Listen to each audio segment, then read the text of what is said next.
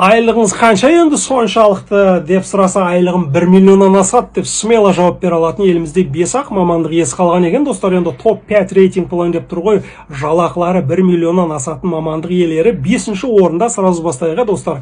Тіс дәрігерлері, яғни стоматологтар орналасқан екен. Кезінде мамам осы стоматолог бол деген кезде, қойшы, сол әркімнің сасып кеткен аузын шығып отырам ба деп бармаған ем. Енді қателескен екен. Бұлар 1 миллионнан бастап 2,5 миллионға дейін табыс тауып шиковать етіп жүр екен. Ал 4-ші орында өз басым ерекше құрмет тұтатын бір қызықты мамандық иелері ұшқыштар екен, достар, яғни пилоттар 1,8 миллионнан бастап 3 миллионға дейін табыс тауып отырған азаматтық авиация академиясының түлектері екен, достар. Ал 3-ші орында жалпы мұнай газ инженерлері, яғни КБТУ, Сәтпаев университеттерінің түлектері 1,5 миллионнан бастап минимальный 3,5 миллионға дейін табыс тауып, теңіздің жағасында қыдырып жүрген крутойлар міне осылар екен, достар. Ал 2-ші орында соңғы жылдары өте күшті қарқынмен дамып келе жатқан мықты мамандық иелері, жалпы IT саласының мамандары, соның ішінде IT жобалар жетекшісі, яғни project менеджерлер 1,5 миллионнан бастап 4 миллионға дейінгі қаражатты қалталарына басып,